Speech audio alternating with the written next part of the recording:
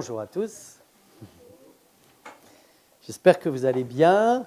On parle du soleil qui brille dehors, même si ce n'est pas normal qu'il brille à cette température-là. Mais voilà, on est quand même content d'avoir du soleil. On est content de se retrouver ce matin et surtout, on remercie le Seigneur pour sa présence parmi nous, pour ces grandes bénédictions qu'il nous donne. Vous savez que le Seigneur soutient les choses parce que nous sommes en train de détruire la planète. Mais je crois que ce n'est pas un mystère pour vous. Je crois que ceux qui travaillent la terre le savent bien mieux que les autres. Alors je parle de ceux qui font ça au niveau de leur profession, mais aussi ceux qui ont un jardin. Je pense qu'on peut tous se rendre compte de ça. Et tout ça, ce sont des signes que notre Seigneur Jésus revient bientôt. Alors ça, c'est la grande joie que nous pouvons nous rappeler ce matin. Alors, un jour, Jésus est parti avec ses disciples dans un territoire pas très bien coté en Israël, parce qu'il est parti en Syrie. Vous savez, la Syrie, elle était au nord d'Israël. C'est un pays païen dans lequel se trouvent, bien évidemment, des païens. Donc les païens, vous savez, c'est des gens pas très recommandables parce qu'ils ne croient pas en Dieu. Et c'est comme nous ici présents ce matin, nous sommes des enfants de Dieu. Ceux qui sont dehors, ce n'est pas très bon, parce qu'ils ne croient pas en Dieu, vous savez. Ils sont moins bien que nous. Alors je dis ça en rigolant. Ils sont moins bien que nous. Et parfois, il nous arrive de les regarder en se disant les pauvres, d'un air un petit peu condescendant. Mais Jésus est là, dans ce territoire, et étrangement, il se trouve là. Le texte ne nous dit pas pourquoi il est là, mais en tout cas, il est là avec ses disciples, et l'histoire nous raconte qu'il y a une femme qui vient et qui se met à crier derrière lui, mais littéralement crier derrière lui. Vous avez déjà entendu une femme qui crie quelque chose? Je ne sais pas s'il y a une sœur là qui voudrait crier pour qu'on entende ce que ça donne. Il n'y a pas de volontaire? Non? Et elle crie quelque chose de très très précis parce qu'elle dit, en criant, voilà, « Aie pitié de moi, Seigneur, fils de David, ma fille est cruellement tourmentée par le démon. » Alors apparemment, elle connaît Jésus, puisqu'elle l'appelle Seigneur, elle l'appelle fils de David. Elle sait exactement qui est Jésus. Donc elle crie derrière Jésus, et apparemment, ça dure un petit moment, parce que les disciples, au bout d'un moment, ils en ont jusque-là, et ils s'approchent de Jésus, et ils lui disent, et le texte dit, avec insistance, ils lui disent, « Renvoie-la, car elle crie derrière nous, elle nous remplit les oreilles. Renvoie-la. » Et Jésus leur répond quelque chose d'assez étonnant. Vous trouvez ça dans l'évangile de Matthieu, au chapitre 15. Je sais, vous étiez là en train de vous demander, mais quand est-ce qu'il va nous donner la référence? Matthieu, chapitre 15, c'est à partir du verset 21, cette histoire, et au verset 24, Jésus va répondre à ses disciples. Alors, la réponse de Jésus est pour le moins étonnante, surprenante, voire choquante. Au verset 24, donc Matthieu 15, verset 24, Jésus répond « Je n'ai été envoyé qu'aux brebis perdues de la maison d'Israël. » Autrement dit, je n'ai pas été envoyé vers cette femme. Donc laissez-la crier. C'est ce qu'on pourrait entendre. Mais la femme vient, alors elle est d'abord derrière, je suppose qu'elle va faire le tour puisque le texte nous dit qu'elle vient se prosterner devant Jésus. Elle vient se mettre devant Jésus, elle se prosterne. Alors je voudrais vraiment dire ici dans cette église que se prosterner, c'est ça. C'est pas ça, c'est ça. D'accord? Alors, se prosterner, cette femme vient se prosterner devant Jésus, autrement dit, elle l'arrête. Elle se prosterne devant lui en disant « Seigneur, secours-moi ». Et Jésus va répondre une deuxième chose choquante. Il va lui dire « Il n'est pas bien de prendre le pain des enfants », autrement dit, les enfants représentent Israël, et de le jeter aux petits chiens. Les petits chiens, en fait, ce sont les païens. C'est comme ça que les Juifs considéraient les païens. C'est comme ça que les Juifs voyaient cette femme. C'est comme ça que les disciples voyaient cette femme. C'est pour ça qu'au lieu de s'adresser à cette femme, au lieu de se mettre à son écoute, au lieu de de chercher à trouver une solution pour elle parce qu'elle était en détresse, les disciples se disent « fais la terre ». Et ils disent à Jésus, avec insistance, « écoute, fais la terre, quoi ». Je ne sais pas si vous voyez l'amour qui manque là. Et dans la bouche de Jésus, on retrouve en fait les paroles des disciples. Parce que Jésus ne pense pas que cette femme est un chien. Un chien, à l'époque, c'était, quand on traitait quelqu'un de chien, c'était une véritable insulte. Vraiment, une insulte. Et voilà, Jésus lui répond, « Il n'est pas bien de prendre le pain des enfants et de le jeter aux petits chiens. » Et la femme répond, « Oui, Seigneur. Mais les petits chiens mangent les miettes qui tombent de la table de leur maître. » Autrement dit, ce que les maîtres ne mangent pas, ce que les maîtres ne prennent pas, ce que les Juifs ne veulent pas, moi je veux bien le prendre. Je veux bien me contenter de miettes, s'il le faut, parce que les miettes me suffiront. Cette femme a une foi en Jésus telle qu'elle passe la barrière du mépris, elle passe la barrière de l'ignorance, elle passe la barrière des insultes, et elle dit à Jésus simplement, « Secours-moi ». Alors Jésus lui dit, « Femme, ta foi est grande, qu'il te soit fait comme tu veux. » Et alors même sa fille fut guérie. Ta foi est grande. C'est un combat que nous devons tous mener, le combat de la foi. Imaginez que cette femme n'ait pas eu la foi. Qu'est-ce qui se serait passé? Elle n'aurait pas insisté. Je pense qu'elle se serait même arrêtée avant. Elle ne serait même pas venue. Et si elle était venue, effectivement, elle n'aurait pas insisté. On lui aurait dit ça, il n'est pas bon de donner le pain des enfants aux petits chiens. Elle serait partie tout de suite. Fâchée, probablement. Fâchée, outrée, vexée, enfin, vous mettez ce que vous voulez.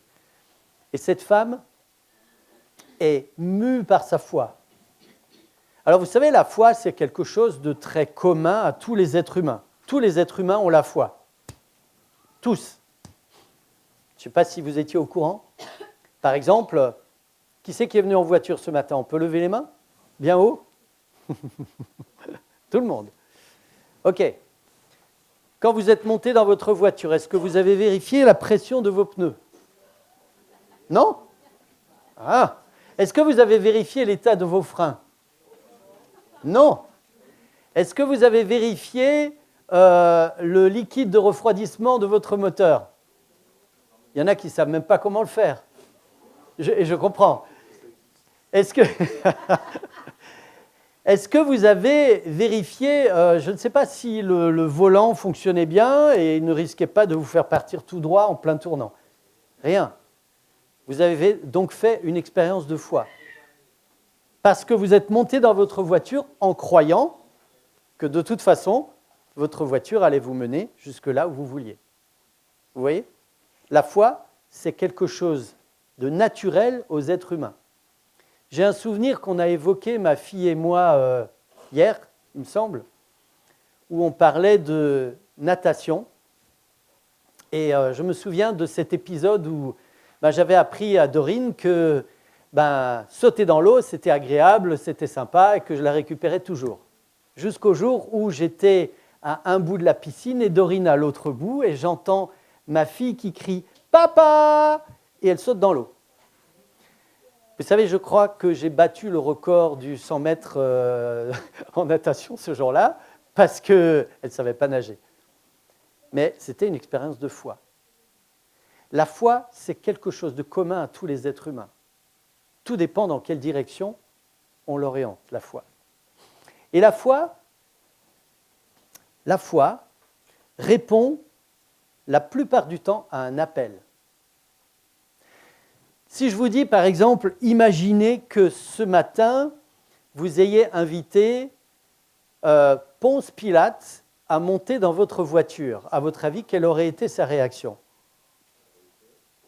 Il voit une caisse qui fait du bruit, qui sent mauvais, qui émet des gaz et qui va rouler à une vitesse qu'il ne connaît pas, absolument pas.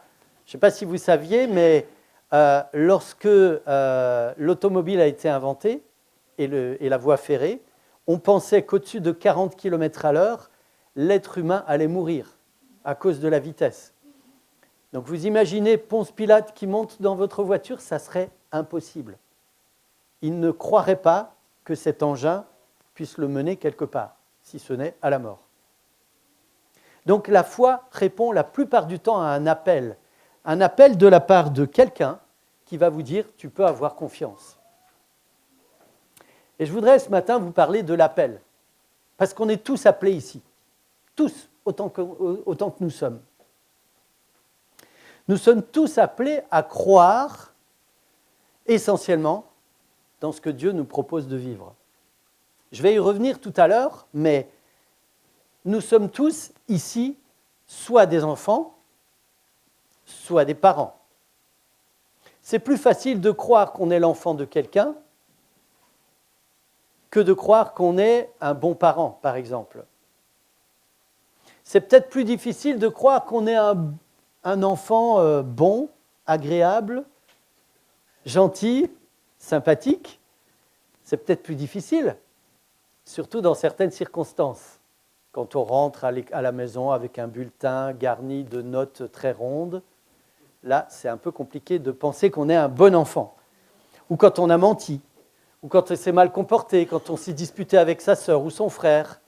Alors là, on a beaucoup plus de mal à croire qu'on est quelqu'un de bien. Vous savez, moi j'ai grandi avec une maman qui nous disait assez régulièrement « je suis une mauvaise mère ». Alors, je voudrais vous donner un exemple. On va prendre un exemple de la Bible qui parle de l'appel. Vous trouvez ça dans le livre d'Esther. Vous connaissez le personnage d'Esther? La reine Esther a été appelée d'une manière très particulière. Et je vous invite à prendre dans le livre d'Esther, au chapitre 3, alors je ne vais pas relater toute l'histoire d'Esther, mais Esther se retrouve à un moment donné comme reine de Perse, reine des Mèdes et des Perses à l'époque. La Perse, c'était un empire, et la Bible en parle, qui partait de l'Inde, oui, c'est de votre côté, de l'Inde jusqu'à l'Égypte. Un territoire immense. Le texte en parle. Et Esther était la reine, avec le roi Assuérus, de tout ce territoire. Il y a eu un moment donné où le roi Assuérus a nommé son premier ministre qui s'appelait Aman. Et je vous invite à lire dans Esther chapitre 3, versets 2 à 6. Ce texte qui nous dit que tous les serviteurs du roi qui se tenaient à la porte du roi fléchissaient le genou et se prosternaient devant Aman, car tel était l'ordre du roi à son égard. Mais Mardochée, l'oncle d'Esther, ne fléchissait pas le genou et ne se prosternait pas. Les serviteurs du roi qui se tenaient à la porte du roi dirent à Mardochée « Pourquoi transgresses-tu l'ordre du roi ?» Comme il le lui répétait chaque jour et qu'il ne les écoutait pas, ils en firent rapport à Aman pour voir si Mardochée persisterait dans sa résolution, car il leur avait dit qu'il était juif. Et Aman vit que Mardochée ne fléchissait pas le genou et ne se prosternait pas devant lui. Il fut rempli de fureur, mais il dédaigna de porter la main sur Mardochée seul, car on lui avait dit de quel peuple était Mardochée, donc juif. Et il voulut détruire le peuple de Mardochée, tous les Juifs qui se trouvaient dans tout le royaume d'Assuérus. Donc Aman, le premier ministre qui avait presque tous les pouvoirs après le roi, est allé voir le roi, l'a convaincu qu'il fallait détruire le peuple juif, et on se retrouve dans une situation vraiment, vraiment difficile. Vous savez pourquoi Mardochée ne s'est pas prosterné devant Aman? Parce que Mardochée n'adorait que Dieu et ne se prosternait que devant Dieu, pas devant un homme. Et on se retrouve dans une situation qui est vraiment difficile. Sa nièce, Esther, qu'il avait adoptée, est juive également. Elle est la reine, et le roi va écrire un édit qui va dire que tous les peuples qui se trouvent sur le royaume, à un jour donné, vont avoir l'autorisation de tuer tous les Juifs qu'ils rencontrent sur leur chemin. Ça veut dire que dans tout le royaume de Perse, si vous êtes Juif, quel que soit l'endroit où vous êtes, quels que soient les gens avec lesquels vous vivez, si vous vivez avec des Grecs, si vous vivez avec des Babyloniens, si vous vivez avec des Égyptiens, peu importe le peuple, vous serez tués. Mardochée apprend cette histoire, et voici ce qu'il dit. Verset 1 du chapitre 4.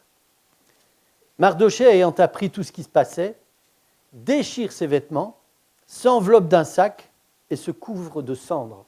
Ça, c'est le symbole du deuil. Puis il alla au milieu de la ville en poussant avec force des cris amers. Donc vous imaginez un homme qui a les vêtements déchirés, qui s'enveloppe d'un sac et qui se couvre de cendres, qui se met à pousser des cris amers dans la ville. Et il se rendit jusqu'à la porte du roi, dont l'entrée était interdite à toute personne revêtue d'un sac. Les servantes d'Esther et ses eunuques vinrent lui annoncer cela, et la reine fut très effrayée. Elle ne sait pas ce qui se passe. Elle envoya des vêtements à Mardochée pour le couvrir et lui faire ôter son sac, mais il ne les accepta pas. Donc Esther essaye de remédier à la situation, mais elle ne sait pas ce qui se passe. Mardochée n'accepte pas les vêtements de Esther. Alors Esther appela Hatak, l'un des eunuques que le roi avait placé auprès d'elle, et elle le chargea d'aller demander à Mardochée ce que c'était et d'où cela venait.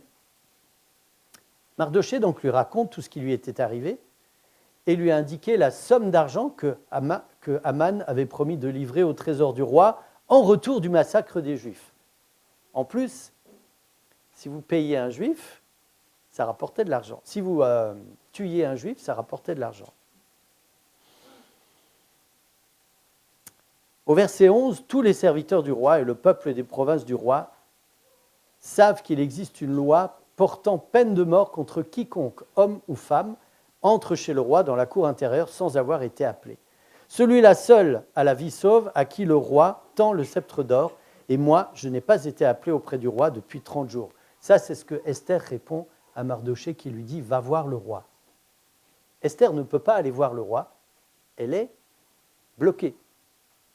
Si vous rentrez dans la salle du trône sans avoir été convoqué, vous risquez la mort, parce que le roi ne vous a pas invité.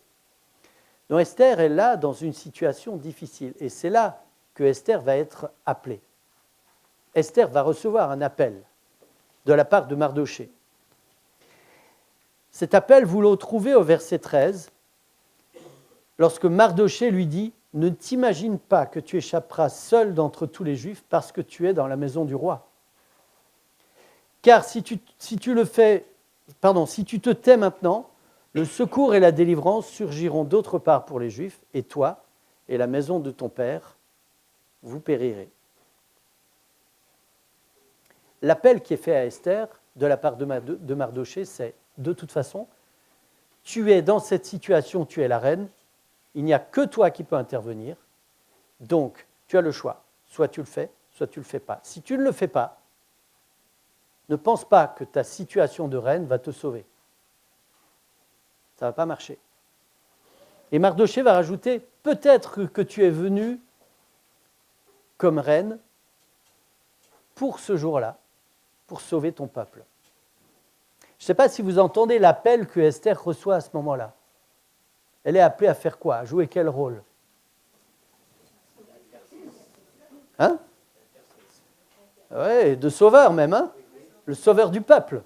Esther devient le sauveur du peuple si elle accepte. Elle est appelée à ça. Qu'est-ce qu'elle va faire? Qu'est-ce qu'elle va faire? Elle risque sa vie quand même. L'histoire raconte que Esther va accepter l'appel qui lui est adressé. Et elle va effectivement devenir le sauveur de son peuple. Aujourd'hui encore en Israël, on fête ça. On fête ce que Esther a fait. Je voudrais vous poser la question ce matin, à savoir, et vous? Est-ce que vous répondez à l'appel qui vous a été fait? D'ailleurs, quel est l'appel qui vous est fait? Il y en a plusieurs. Par exemple, j'en ai mentionné un tout à l'heure, l'appel à être un bon parent. Est-ce que je suis un bon parent? Ça, c'est une question que nous nous posons souvent. Est-ce que je suis un bon parent? Ou, autre appel, est-ce que je suis un bon fils? Est-ce que je suis... Il y a des filles? Oui. Est-ce que je suis une bonne fille? Quel autre appel avez-vous reçu de la part de Dieu? Un bon employé? Quelqu'un de fidèle? Quelqu'un d'honnête? Est-ce que je suis fidèle? Est-ce que je suis honnête? Au niveau de l'Église, hein, quels sont les dons que j'ai reçus? Vous savez, quand on parle des dons, hein, la Bible dit que chaque croyant a reçu des dons de la part de Dieu. C'est extrêmement difficile dans une église d'inviter les gens à découvrir leurs dons. C'est étrange.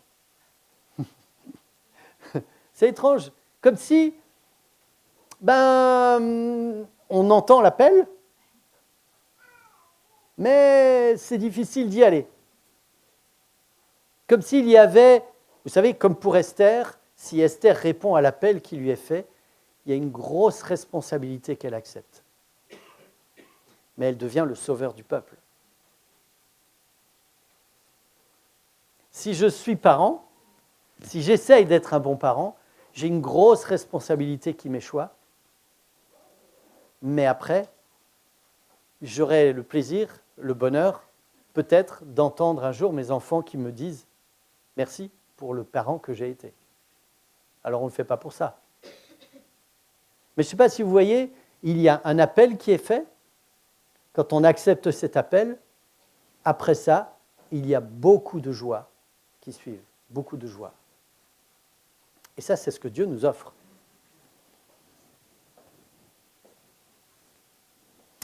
Je voudrais aller un petit peu plus loin. Vous avez reçu des petits papiers.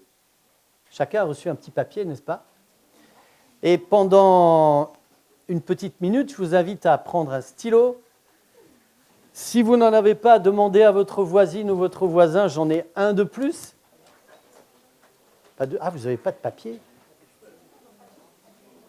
Calista, on peut encore avoir 2 papiers? Ah, voilà. Voilà, tous ceux qui n'ont pas de papier, levez la main.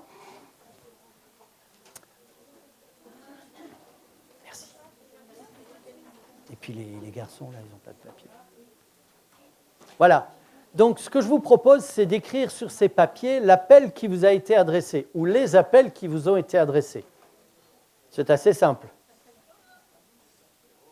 Voilà, c'est juste un mot. Si votre appel, c'est d'être une maman ou une grand-maman ou une arrière-grand-maman, vous notez ça. Si votre appel, c'est d'être un papa ou un grand-papa ou un arrière-grand-papa, notez ça. Si votre appel, c'est d'être diaconesse, ancien, animateur de jeunesse, responsable de jeunesse ou responsable de quelque chose dans l'Église, notez ça. Notez l'appel qui vous a été fait. Vous savez, vous l'avez, votre appel? OK.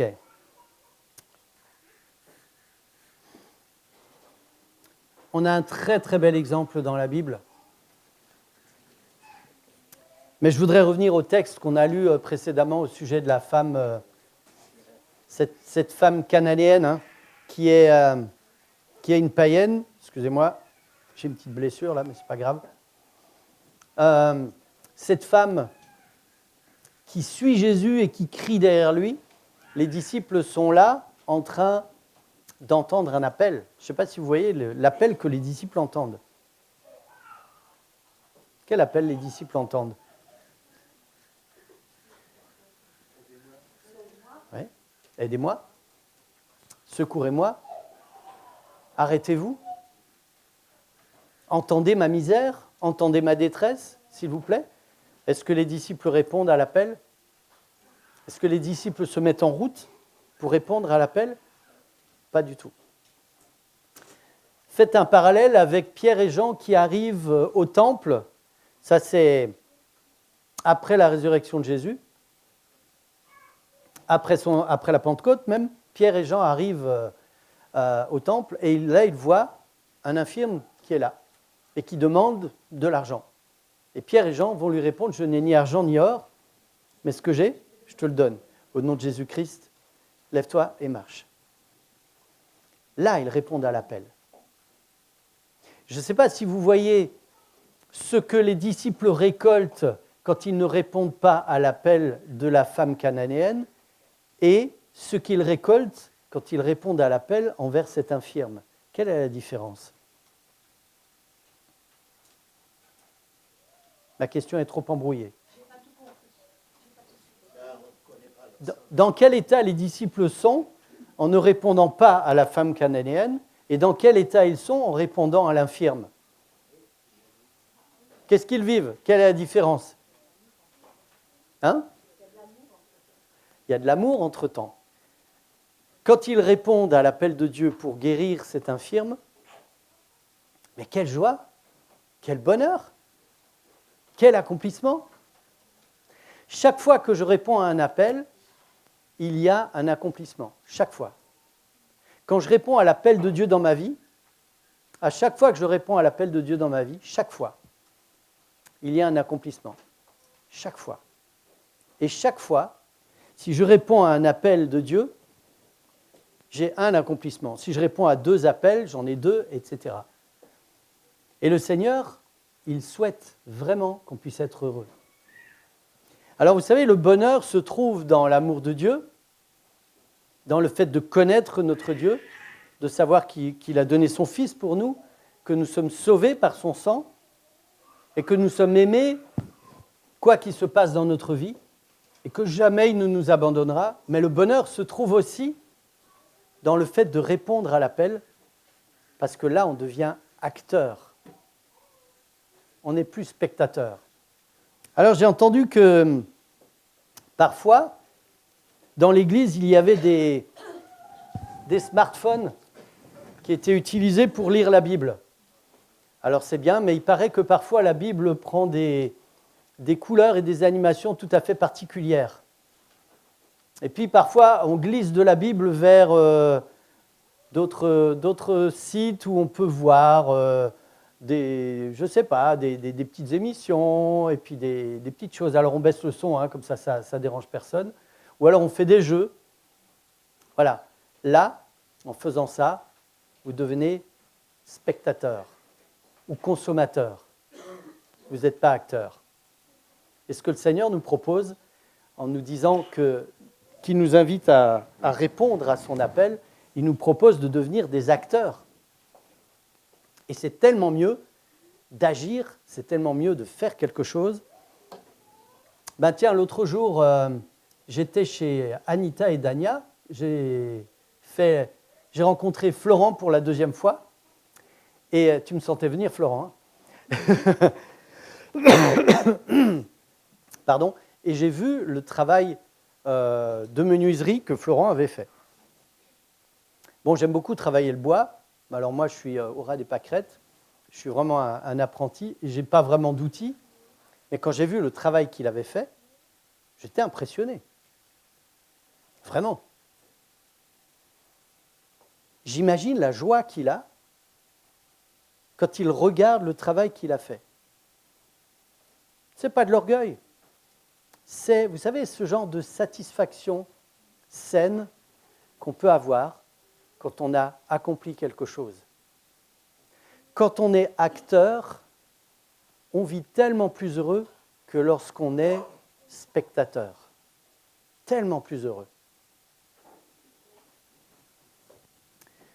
Je vais vous inviter à prendre un texte dans lequel on voit l'exemple de Jésus.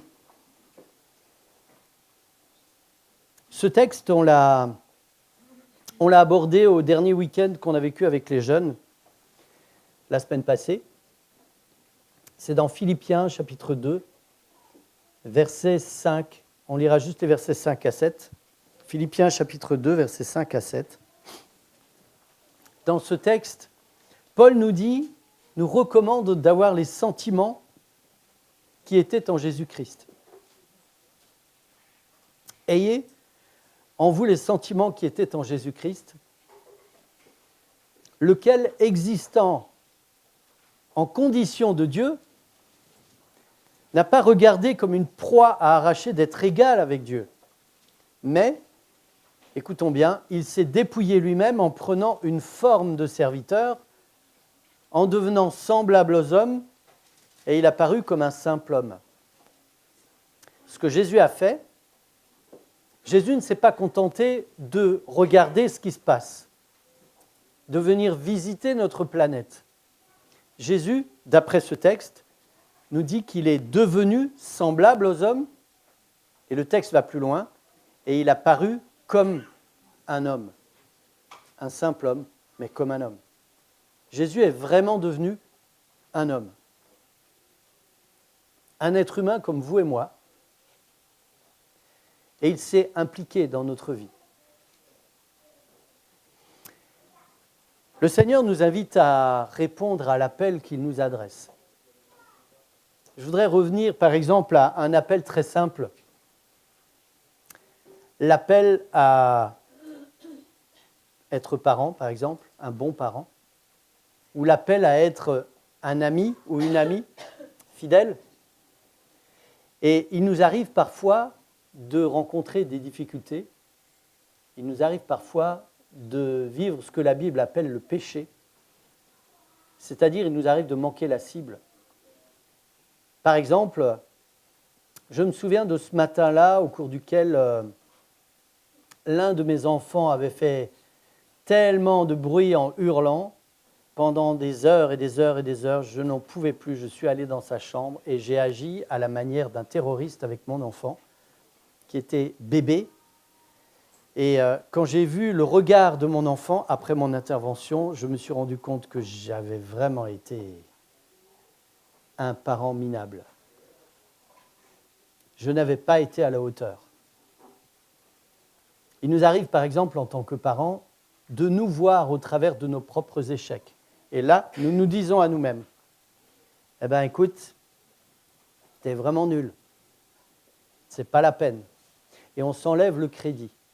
Et il y a quelque chose qui rentre en ligne de compte. Et là, je vous invite à reprendre vos papiers, parce que parfois, pour pouvoir répondre à l'appel que Dieu nous adresse, un appel très simple comme celui d'être parent ou celui d'être un ami, alors nous regardons à une question. Est-ce que je le mérite ? Est-ce que je mérite le titre de bon parent ? Est-ce que je mérite vraiment le titre d'ami ? J'ai mon meilleur ami qui habite au Canada et étrangement, pendant des années, lui, il était mon meilleur ami, mais je ne savais pas s'il savait qu'il était mon meilleur ami et moi, j'étais son meilleur ami, mais il ne savait pas que je savais qu'il était mon meilleur ami, que j'étais son meilleur ami. Vous voyez ce que je veux dire ? Il y avait quelque chose dans la communication qui ne passait pas. Pourtant, le lien était là, un lien fort. On est amis depuis des années. Et chaque fois qu'on se retrouve, c'est extraordinaire. On s'apprécie énormément. Mais il s'avère que parfois, dans les appels qui nous sont adressés, on a besoin de savoir si on mérite. Est-ce que je mérite d'être son meilleur ami ? Est-ce que je mérite le titre de bon parent ? Alors, je vous invite de l'autre côté de votre feuille, à vous mettre une note. Est-ce que vous méritez l'appel qui vous a été adressé ? Alors, la note, c'est de 0 jusqu'à 10. 0 étant « je ne mérite pas du tout » et 10 étant « pas de problème, je mérite ça ». Donnez-vous une note.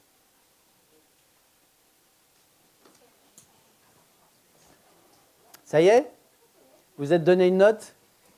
Vous pouvez la cacher, hein, vous n'êtes pas obligé de montrer à votre voisin ou votre voisine la note que vous êtes mise.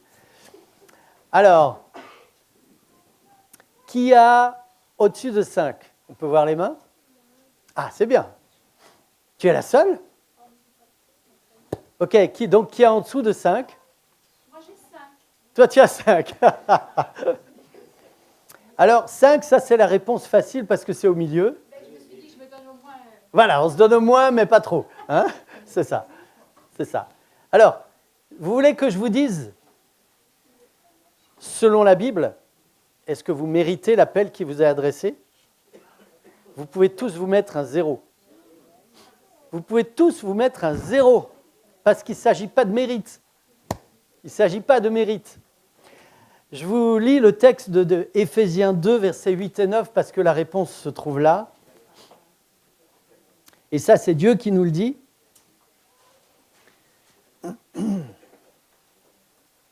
Vous l'avez? Éphésiens 2, versets 8 et 9. Paul nous dit, c'est par la grâce que vous êtes sauvés. C'est par la grâce.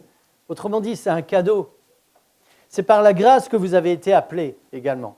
C'est un cadeau. Par le moyen de la foi. C'est-à-dire, si j'y crois, alors je peux recevoir l'appel qui m'a été adressé. À partir du moment où je crois à cet appel que Dieu m'a adressé, à partir du moment où je crois au salut que Dieu m'a offert en Jésus, alors il devient réel, il devient effectif dans ma vie. Et Paul va insister, il dit, et cela ne vient pas de vous, c'est le don de Dieu. Ce n'est pas par les œuvres, afin que personne ne se glorifie.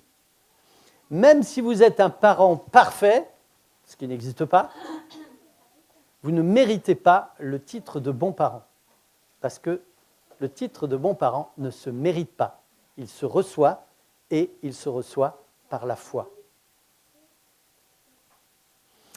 Alors moi, je voudrais vous adresser un appel particulièrement aux membres de l'Église. Chacun ici a reçu un don, au moins un, de la part de Dieu. Dépêchez-vous de découvrir vos dons spirituels que le Seigneur vous a faits et mettez toute votre foi dans l'appel que le Seigneur vous adresse pour que vous puissiez le servir comme il le souhaite. Et votre joie sera énorme. Je voudrais m'adresser à chacun de vous ici. Dieu nous a appelés à certaines choses dans notre vie. Il s'avère que parfois, et ça dépend des gens, pour certains ça va être parfois, pour d'autres ça va être souvent, pour d'autres ça va être rarement. Parfois, il s'avère que je ne crois pas à l'appel qui m'a été adressé. Et je suis là à essayer de trouver des raisons pour justifier l'appel qui est le mien. L'appel d'être un ami, d'être un parent, d'être un enfant, un fils, une fille. L'appel d'être un bon employé, l'appel d'être un enfant de Dieu. L'appel d'être un ancien, un diacre, une diaconesse, ou que sais-je encore. Quand je fais ça, c'est comme si je disais au Seigneur, « Seigneur, il faut que je décroche ce prix que tu m'offres. Je vais faire tous mes efforts pour pouvoir devenir ce que tu m'as offert. » Et ça, c'est le mauvais chemin, parce que j'y arriverai jamais. Ça ne marchera jamais. Parce que la note que vous vous êtes donnée, elle est surévaluée. Ce n'est pas une question de mérite, c'est une question, Paul nous le dit, c'est par la grâce que vous êtes sauvés, c'est par la grâce que vous êtes appelés, c'est par le moyen de la foi. Alors ce que je vous propose, c'est vraiment de répondre à l'appel que Dieu vous adresse, parce que quand je réponds à l'appel que Dieu m'adresse, je vis vraiment ma vie, je joue vraiment mon rôle, et je suis vraiment à ma place. Et c'est à cela que Dieu m'appelle. Parce que si vous reprenez l'exemple des disciples, les disciples, par rapport à cette femme cananéenne, n'étaient absolument pas à leur place.